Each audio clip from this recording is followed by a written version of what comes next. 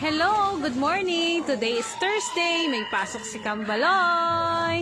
So, first time kaming ihatid ni Daddy Yoyo. Yan na po. Yan, papasok na sila sa room. Wow, very good. Si Kambal.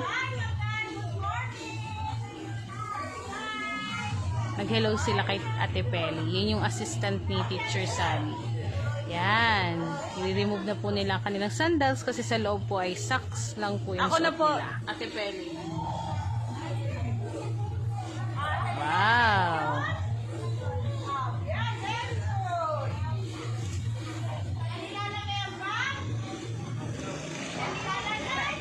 Yan. Pasok na sila.